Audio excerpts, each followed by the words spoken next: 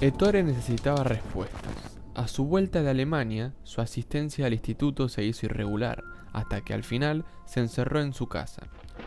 Esta se había vuelto la mesa en la que se escondía de niño para hallar la respuesta correcta, lugar donde volvería a ser el hombre debajo de la mesa. Este periodo se lo conoce como el más sombrío de Ettore. Durante 4 años se desliga de sus amigos y deja de publicar.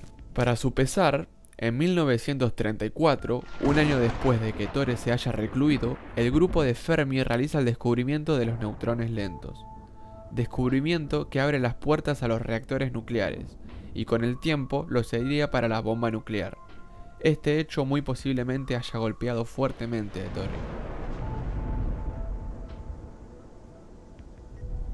Tras un largo silencio, Majorana reaparece y publica su famoso artículo para describir partículas neutras, y se postula para impartir la cátedra de física en el Instituto de Física de la Universidad de Nápoles.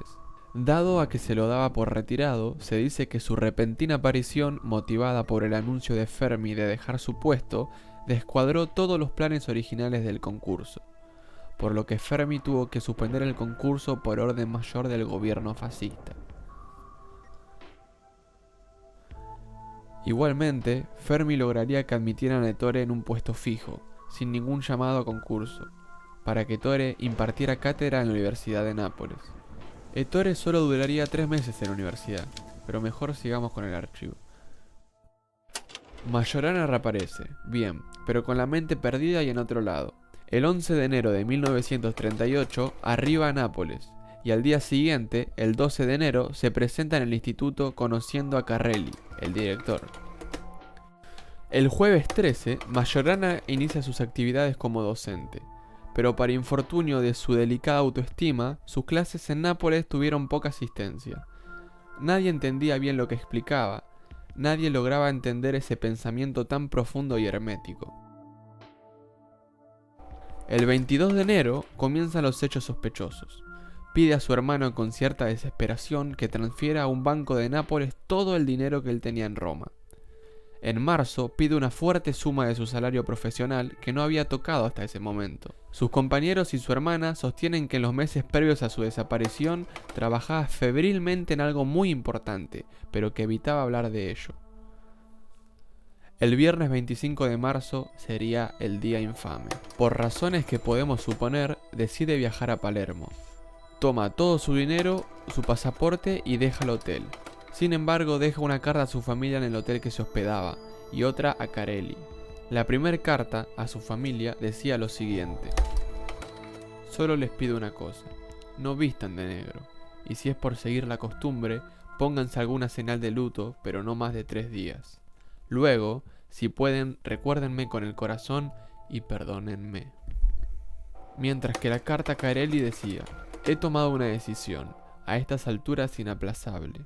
No es por egoísmo, aunque soy consciente de los trastornos que mi repentina desaparición le causará a ti y a los alumnos. Te pido perdón, por eso y sobre todo por traicionar la confianza y la sincera amistad que me has demostrado estos meses. Dales por favor recuerdos a quienes he podido conocer y estimar en tu instituto, en especial a Ciuti. Siempre lo recordaré con cariño, al menos hasta las 11 de esta noche, y es posible que después también. Luego de despachar la carta, a las 10:30 de ese día, con todo su dinero y pasaporte, viaja a Palermo en un barco. Al llegar a Palermo, el 26 de marzo por la noche, Majorana envía un telegrama seguido de otra carta para Carelli, pidiéndole que ignorara su última carta, que volvía y que el mar lo había rechazado. Sin embargo, nunca se lo volvió a ver.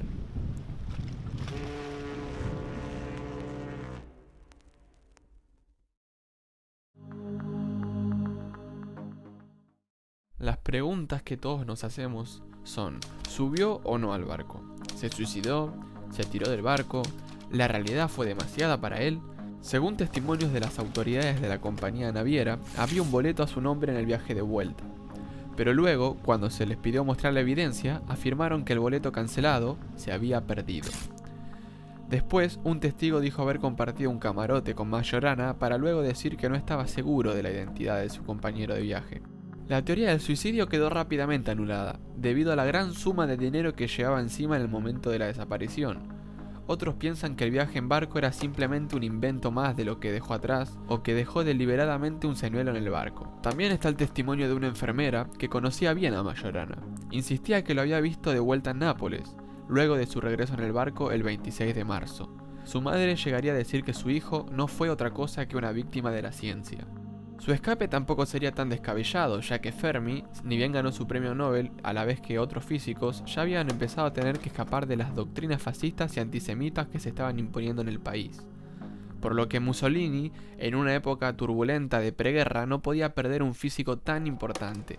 Otra gran teoría fue la de que se haya ido a un monasterio en Nápoles. Semanas después de que la familia notificara la desaparición en los diarios, recibiría una respuesta. El abad del monasterio, que sería como el superior del lugar, dijo que un joven muy parecido lo había visitado a fines de marzo o principios de abril. El joven pedía que se le admitiera en calidad de huésped al monasterio, pero que cuando el abad dudó en aceptar la petición, se fue y nunca más volvió. Pero de nuevo volvemos a lo mismo, pruebas que no son exactas. El mismo abad luego dijo que no sabía la fecha con exactitud de los sucesos, por lo que se volvió imposible determinar si la visita fue antes o después del viaje a Palermo. La última pista, y quizás la más intrigante, nos lleva hasta América del Sur, más específicamente a Argentina. Siempre está Argentina metida en estas cosas. En 1950, testimonios del físico chileno Carlos Rivera se decía que vivió en Buenos Aires, capital de Argentina, y se alojó temporalmente en la casa de una anciana. Por casualidad, la anciana descubrió el nombre de Majorana entre los papeles de Rivera, a quien le contó que su hijo conocía a un hombre con ese apellido, pero que ya no se desempeñaba en el campo de la física, en cambio, en el de la ingeniería. En 1928, Ettore Majorana, tras 4 años de carrera de ingeniería, se cambiaría finalmente a física. Rivera tuvo que partir de Buenos Aires y nadie pudo seguir la pista. Sin embargo, Rivera encontraría otra pista en Buenos Aires. En 1960, mientras cenaba en un restaurante, escribía distraídamente fórmulas matemáticas en una servilleta cuando el mesero se acercó. Cuenta que le dijo: "Conozco a alguien con el mismo hábito de garabatear cuentas raras en servilletas. Viene aquí de vez en cuando. Se llama... ¿cómo era? Algo así. Por aquí le dicen Bean o algo parecido". Pero esta pista, otra vez, tampoco sirvió. De nuevo, Rivera tuvo que partir antes de resolver el misterio. En 2008, un tal Francesco Fasani aseguró que en los años 50 conoció en Venezuela a un hombre que se hacía pasar por el señor Vini, pero que el mismo Rivera le diría que en realidad era Majorana.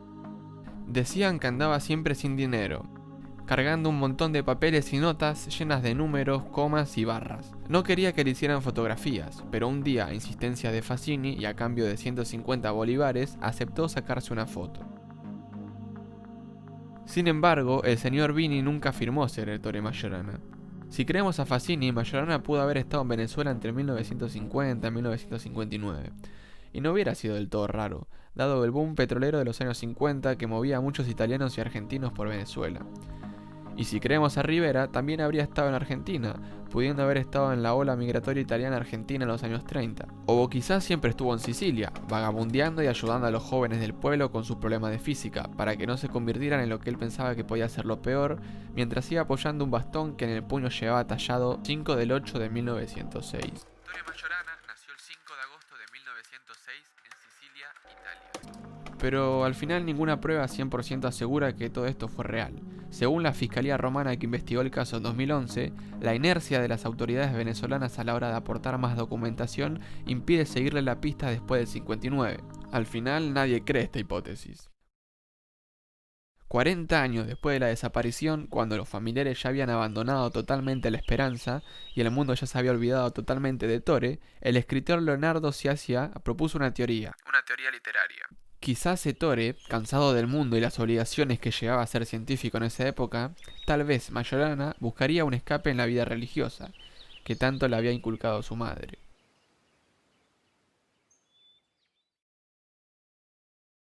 La ciencia avanza como el tiempo, no se le puede detener.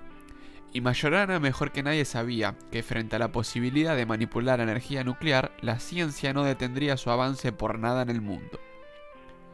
Su antiguo compañero de estudios, Eduardo Amaldi, al ver la teoría de Sciascia, diría que habría sido imposible que ningún científico pueda predecir el final que habría de tener la investigación nuclear en las décadas de la preguerra. Sin embargo, la gran inteligencia de Majorana lo hizo tomar conciencia de que si seguía en actividad era poco probable no construir la bomba atómica, el dilema inevitable de todo genio.